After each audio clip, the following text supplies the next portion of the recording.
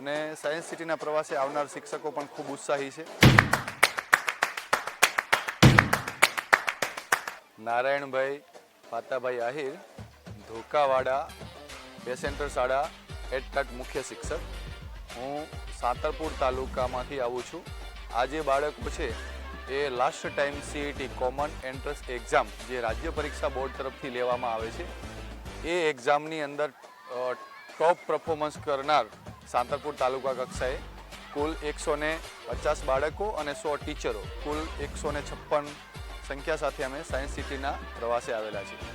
આ પ્રવાસ અમારા જિલ્લા દ્વારા તાલુકા પ્રાથમિક શિક્ષણ અધિકારી દ્વારા કરવામાં આવેલ છે, જેની અંદર દરેક ગામમાંથી જે સેલામાં સેલા ગામ છે, જે જાખોતરા છે, ધોકાવાડા છે, બોરુડા છે, ગાંજીસર છે, વારે આજુબાજુના ગામો છે, બાબરા, બાવડા, સાંતલપુર, સાદપુરા, જુદા જુદા ગામોના કુલ 150 બાળકો અને 6 શિક્ષકો સાથે કુલ 156ની સંખ્યા સાથે અમે સાયન્સ સિટી પ્રવાસ આવેલા છીએ. આ પ્રવાસ અમારા ટીપીઓ શ્રી સાંતલપુરના સીધી દેખરેખ અને માર્ગદર્શન નીચે થઈ રહ્યો છે અને બાળકોને લઈને અમે સાયન્સ સિટીમાં આવ્યા. અમે રોબોટિક અને માછલી ઘર, આ નેચર પાર્ક, આઈમેક્સ થિયેટર પણ જવાના છીએ. તો બાળકો માટે તો ખૂબ આનંદની વાત છે અને એમને ટોપ પરફોર્મન્સ તાલુકા લેવલે કર્યું છે અને